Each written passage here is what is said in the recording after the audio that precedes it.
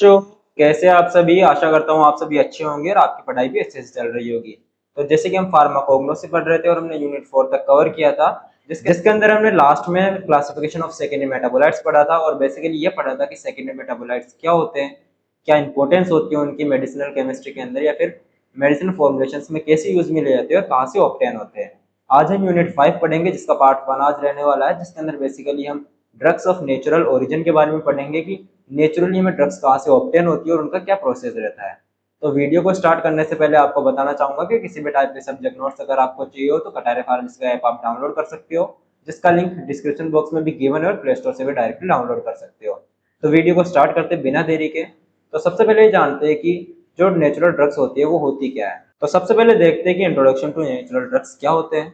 तो इसके अंदर है natural drugs are medicinal substances obtained from natural sources and are used for prevention, diagnosis and treatment of diseases।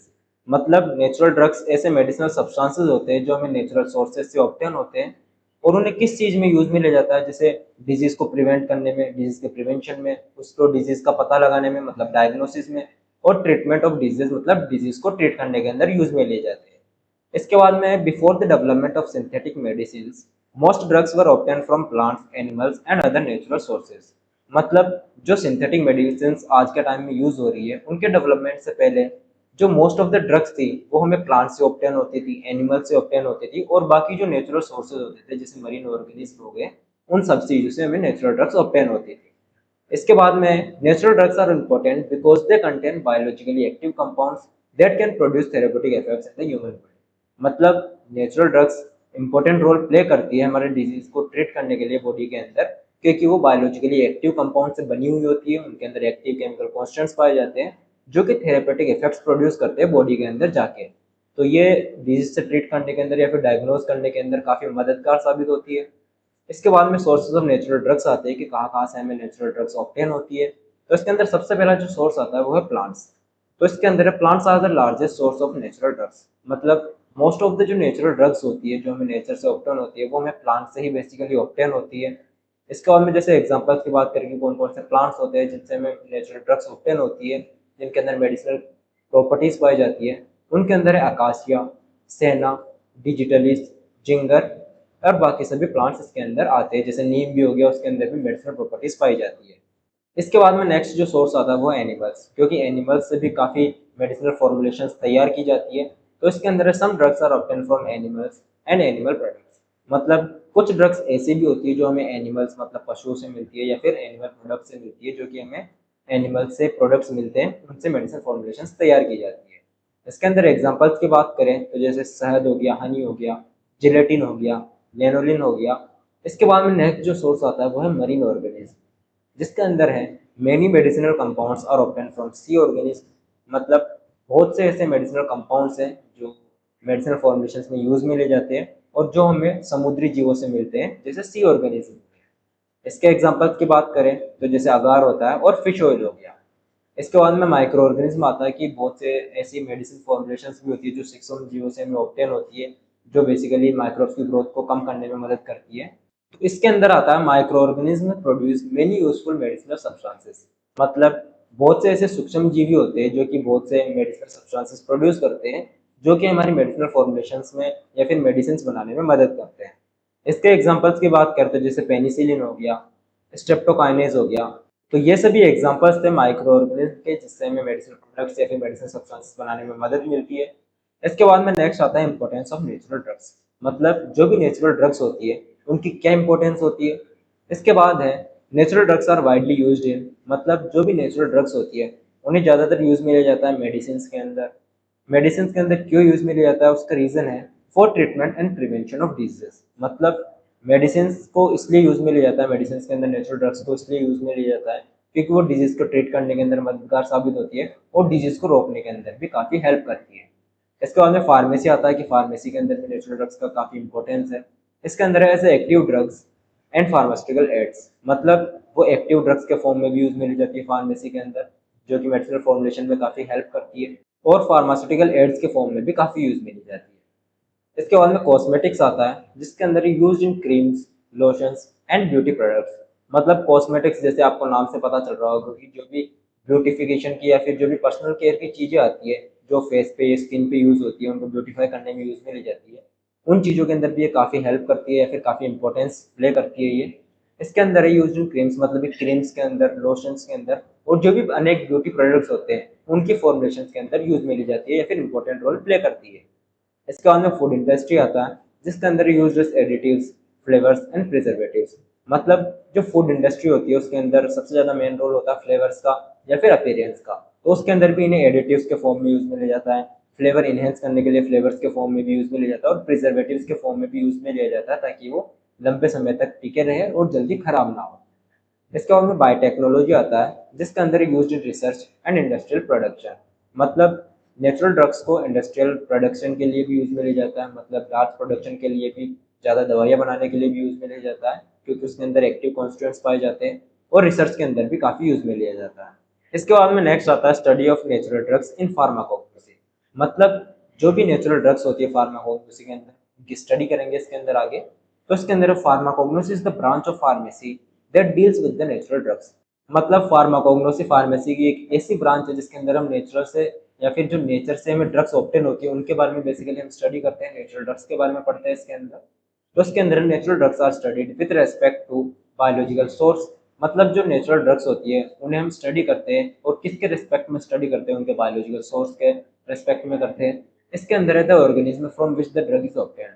मतलब biological source के अंदर क्या आता है कि वो ऑर्गेनिज्म आता है इसके अंदर जिससे हमें ड्रग ऑब्टेन होती है। इसके बाद में केमिकल नेचर पढ़ते हैं इसके अंदर, जिसके अंदर chemical constituents present in the drug. मतलब केमिकल नेचर के अंदर हम बेसिकली नेचुरल ड्रग्स के वो केमिकल कॉन्स्टिट्यूएंट्स पढ़ेंगे जो हमें ड्रग से ऑब्टेन होते हैं। इसके बाद में प्रिपरेशन पढ़ते हैं कि कैसे ड्रग तैयार की जाती है। इसके अंदर है methods use for collection and processing. मतलब इसके अंदर ऐसे मेथड्स पढ़ेंगे जो कि नेचुरल ड्रग्स को कलेक्ट करने के लिए और प्रोसेस करने के लिए अप्लाई किए जाते हैं। इसके बाद में इवेल्यूशन आता है, जिसके अंदर testing for purity and quality. मतलब इसके अंदर different types of test perform किए जाते हैं उनकी क्वालिटी चेक करने के लिए और प्योरिटी चेक करने के लिए, ताकि हमें ये पता चल पाए कि जो ड्रग्स है वो ह्यूमन यूज के लिए सेफ है या फिर किसी टाइप के साइड इफेक्ट्स कॉज करती है या फिर नहीं करती है। इसके बाद में यूजेस पढ़ते हैं हम, जिसके अंदर है मेडिसिनल एंड कॉमर्शियल एप्लीकेशन। मतलब यूजेस के अंदर हम उनके मेडिसिनल यूजेस पढ़ते हैं और कॉमर्शियल एप्लीकेशंस पढ़ते हैं कि जब वो ह्यूमन यूज के लिए जाएगी तो क्या क्या साइड इफेक्ट्स कॉज कर सकती है, वो बेयर मिनिमम है या फिर फेटल हो सकते हैं, तो उनकी स्टडी की जाती है इनमें और फिर मार्केट में प्रोडक्शन स्टार्ट किया जाता है ताकि ह्यूमन यूज के अंदर किसी भी टाइप की प्रॉब्लम्स ना आए। इसके बाद में प्लांट प्रोडक्ट्स आते हैं, मतलब कौन कौन से प्लांट से जो मेडिसिन बनाई जाती है। तो इसके अंदर plant products are substances obtained from plants and are used for medicinal, pharmaceutical, industrial and commercial purposes। मतलब प्लांट प्रोडक्ट्स ऐसे सब्सटेंस होते हैं जो कि प्लांट से हमें ऑब्टेन होते हैं और बेसिकली किस चीज़ के लिए यूज़ में ले जाते हैं, वो मेडिसिनल प्रिपरेशन के लिए यूज़ में ले जाते हैं, फार्मास्यूटिकल इंडस्ट्रीज के अंदर यूज़ में ले जाते हैं, इंडस्ट्रियल फॉर्मुलेशन के लिए यूज़ में ले जाते हैं और जो भी कॉमर्शियल पर्पजेज होते हैं उनके अंदर यूज़ में लिए जाते हैं। इसके बाद में एग्जाम्पल्स की बात करते हैं, जैसे कॉटन हो गया, वो भी कॉमर्शियल पर्पज के लिए यूज़ में लिया जाता है, इंडस्ट्रियल यूज़ में लिया जाता है और उसके मेडिसिनल और फार्मास्यूटिकल यूसेज भी होते हैं। इसके बाद में जूट आ गया, हेम्प आ गया, अकाशिया हो गया आपका, और अगार हो गया और साथ ही ट्रैगरगांथ हो गया। इसके बाद में सबसे पहले फाइबर्स की बात करते हैं, जिसकी डेफिनेशन की अगर हम बात करें तो fibres are long thread like structures obtain mainly from plants. मतलब फाइबर्स लॉन्ग थ्रेड लाइक होते हैं, मतलब एक धागे जैसे स्ट्रक्चर्स होती है जो कि हमें प्लांट से ऑब्टेन होते हैं बेसिकली। इसके बाद में they are composed mainly of cellulose and are used in various industries. मतलब जो भी फाइबर्स होते हैं, जो थ्रेड लाइक स्ट्रक्चर्स होती है, वो मेनली सेलुलोज से ही बने हुए होते हैं, सेलुलोज के कंपोजिशन से ही वो बनते हैं और उन्हें किस चीज़ में यूज़ में लिया जाता है, and are used in various industries, और उन्हें डिफरेंट इंडस्ट्रीज के अंदर यूज़ में लिया जाता है। इसके बाद में कंपोजिशन आती है कि फाइबर्स जो है किस किस की कंपोजिशन से मिलकर बना हुआ होता है। तो उसके अंदर the major component of plant fibres is, मतलब जो मेजर कंपोनेंट है प्लांट फाइबर्स का वो है सेलुलोज। इसके अंदर है cellulose is a complex carbohydrate that forms the cell wall of plants and provides strength and support. मतलब सेलुलोज एक कॉम्प्लेक्स कार्बोहाइड्रेट है जो कि प्लांट्स के अंदर सेल वॉल को बनाता है, जो कि उसे स्ट्रेंथ और सपोर्ट प्रोवाइड करवाती है। तो सेलुलोज भी एक फाइबर ही है जिससे, या फिर ऐसे भी कह सकते हैं कि फाइबर जो है सेलुलोज की कंपोजिशन से बना हुआ होता है। इसके बाद में यूजेस ऑफ फाइबर्स आते हैं कि फाइबर से क्या यूजेस होते हैं। तो सबसे पहले टेक्सटाइल इंडस्ट्री की बात करें कि टेक्सटाइल इंडस्ट्री के अंदर फाइबर्स का क्या यूज है। तो इसके अंदर है use for making clothes and fabrics. मतलब टेक्सटाइल इंडस्ट्री के अंदर फाइबर्स को क्लॉथ्स बनाने के लिए या फिर जो फैब्रिक्स होते हैं उसके फॉर्मेशन के अंदर यूज में लिया जाता है। इसके बाद में फार्मास्यूटिकल इंडस्ट्री आती है कि फार्मास्यूटिकल इंडस्ट्री के अंदर या फिर मेडिसिनल इंडस्ट्री जो होती है उसके अंदर क्या यूज होता है। तो इसके अंदर यूज है सर्जिकल ड्रेसिंग्स, स्वेब्स एंड बैंडेजेस। मतलब सर्जिकल ड्रेसिंग्स में यूज में लिया जाता है, फार्मास्यूटिकल इंडस्ट्री के अंदर, स्वैब्स के अंदर और बैंडेजेस के अंदर यूज में लिया जाता है। इसके बाद में रोप इंडस्ट्री आती है जिसके अंदर use for making ropes and quotes, मतलब रोप्स और कोट्स बनाने के अंदर भी इसका काफी यूज में लिया जाता है क्योंकि फाइबर से अच्छी खासी स्ट्रेंथ के रोप्स और कोट्स बनाए जा सकते हैं। इसके बाद में पेपर इंडस्ट्री आता है जिसकी बात करें तो यूज फॉर मैन्युफैक्चरिंग पेपर, मतलब फाइबर्स पेपर बनाने के लिए भी काफी यूज में ले जाते हैं, पेपर मैन्युफैक्चरिंग के लिए भी काफी हेल्पफुल होते हैं ये। इसके बाद में नेक्स्ट कॉटन आता है जिसकी बात करें बायोलॉजिकल सोर्स की तो उसके अंदर cotton consist of seed hairs of species of Gossypium, मतलब गोसिपियम एक प्लांट की स्पीसीज होती है जिसके सीड हेयर से हमें कॉटन ऑब्टेन होता है या फिर कॉटन उससे हमें ऑब्टेन होगा। फैमिली की बात करें इसके अंदर तो मालवेसी फैमिली से हमें ऑब्टेन होता है ये। इसके बाद में केमिकल कॉन्स्टिट्यूएंट्स की बात करें कि कॉटन के अंदर कौन कौन से केमिकल कॉन्स्टिट्यूएंट्स पाए जाते हैं तो उसके अंदर मेन कॉन्स्टिट्यूएंट की बात करें तो वो है सेलुलोज, क्योंकि लगभग 90% जो है सेलुलोज कॉटन के अंदर पाया जाता है। अदर कॉन्स्टिट्यूएंट्स के अंदर फिर वैक्सेस आते हैं, प्रोटीन्स आता है और पैक्टिन्स आते हैं, साथ ही कलरिंग मैटर आता है और मिनरल सब्सटेंसेस पाए जाते हैं। इसके बाद में प्रिपरेशन की बात करें कि कॉटन कैसे बनाया जाता है तो इसके अंदर cotton fibres are collected from seeds, मतलब जो गोसिपियम स्पीसीज के जो प्लांट्स होते हैं जिसके सीड हेड से हमें कॉटन ऑब्टेन होता है तो वहां से हम कॉटन फाइबर्स को कलेक्ट करते हैं, सीड से अलग कर लेते हैं और एक जगह इकट्ठा कर लेते हैं। इसके बाद में impurities are removed by cleaning, इसके बाद में जो भी कॉटन के अंदर इम्प्योरिटीज रहती है उन्हें क्लीन कर लेते हैं और इम्प्योरिटीज को अलग कर लेते हैं। इसके बाद में fibres are bleached to obtain white colour, इसके बाद में कॉटन के अंदर जो भी फाइबर्स थे उन्हें हम ब्लीच करते हैं ताकि हमें प्योर व्हाइट कलर ऑब्टेन हो सके।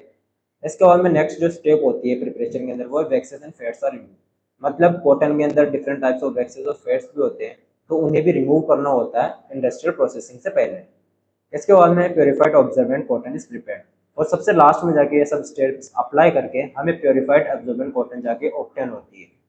इसके बाद में टाइप्स ऑफ कॉटन की बात करें तो सबसे पहले रो कॉटन आता है जिसके अंदर है contents dirt, wax, dust and not suitable for medicinal use, मतलब जो रो कॉटन होता है वो उसके अंदर डर्ट होती है, वैक्स होती है, थोड़ी डस्ट भी होती है, इस वजह से वो मेडिसिनल यूज के लिए सूटेबल नहीं होता है। इसके बाद में एब्जॉर्बेंट कॉटन आता है जिसके अंदर purified form used in medicine, मतलब ये कॉटन की सबसे प्यूरिफाइड फॉर्म होती है और इसे मेडिसिनल यूजेस के अंदर भी यूज में लिया जा सकता है या फिर मेडिसिनल इंडस्ट्री में भी इसे यूज में लिया जाता है। इसके बाद में highly absorbent because impurities and waxes have been removed, और ये सबसे ज्यादा एब्जॉर्बेंट होता है, हाईली एब्जॉर्बेंट होता है ये, क्योंकि इसके अंदर से इम्प्योरिटीज और भी जो टाइप के वैक्सेस थे उन्हें रिमूव कर दिया जाता है ताकि ये मैक्सिमम कंटेंट या फिर वाटर जो लिक्विड है वो अब्जॉर्ब कर पाए। इसके बाद में प्रॉपर्टीज की बात करें कॉटन की तो ये सॉफ्ट होता है, व्हाइट कलर का होता है और लाइट वेट होता है और साथ ही हाईली एब्जॉर्बेंट भी होता है और साथ ही इसके अंदर मतलब ये ऑर्डरलेस होता है कि किसी भी टाइप की स्मेल नहीं आती है इसमें से। इसके बाद में फार्मास्यूटिकल यूजेस आते हैं कि कॉटन के क्या क्या फार्मास्यूटिकल यूजेस होते हैं तो सबसे पहले ये सर्जिकल ड्रेसिंग्स में यूज में लिया जाता है, स्वेब्स के अंदर यूज में लिया जाता है जैसे कि कॉटन स्वेब्स होते हैं। इसके बाद में बैंडेजेस के अंदर भी ये यूज में लिया जाता है। इसके बाद में पैडिंग में यूज में लिया जाता है और क्लीनिंग माउंट मतलब जो भी घाव होते हैं उन्हें साफ करने के लिए यूज में लिया जाता है। इसके बाद में कॉमर्शियल यूजेस आते हैं जिसके अंदर टेक्सटाइल मैन्युफैक्चरिंग, मतलब जो भी टेक्सटाइल्स बनते हैं या फिर कपड़े बनते हैं उनकी मैन्युफैक्चरिंग के अंदर यूज में लिया जाता है, क्लोथिंग के अंदर यूज में लिया जाता है और पेपर प्रोडक्शन के अंदर भी इसे यूज में लिया जाता है। इसके बाद में स्टोरेज आता है, इसके अंदर store in dry place, clean environment and away from moisture, मतलब इसे ड्राई प्लेस के अंदर स्टोर करना होता है, क्लीन एनवायरनमेंट मतलब जहाँ पे डस्ट पार्टिकल्स ना हो वहाँ पे इसे स्टोर करना होता है, एंड अवे फ्रॉम मॉइस्चर और इसे मॉइस्चर से दूर स्टोर करना होता है क्योंकि ये मॉइस्चर को ट्रैप कर लेता है, अब्जॉर्ब कर लेता है। तो ये थी हमारी आज की वीडियो, आशा करता हूँ आपको समझ में आई होगी। अगर फिर भी किसी टाइप का डाउट रहता है तो कमेंट सेक्शन के थ्रू हमसे रीच आउट कर सकते हो, हम कोशिश करेंगे कि आपके डाउट क्लियर हो। और साथ ही आपको बताना चाहूंगा कि किसी भी टाइप के सब्जेक्ट नोट्स अगर आपको चाहिए हो तो टेलीग्राम्स का ऐप आप डाउनलोड कर सकते हो जिसका लिंक वीडियो के डिस्क्रिप्शन बॉक्स में मिल जाएगा और प्ले स्टोर से भी डायरेक्ट डाउनलोड कर सकते हो। साथ ही टेलीग्राम चैनल का लिंक भी डिस्क्रिप्शन बॉक्स में गिवन है, वहां से आप वो भी ज्वाइन कर सकते हो, वहां पे भी रेगुलर अपडेट्स आपको मिलते रहते हैं। Thank you.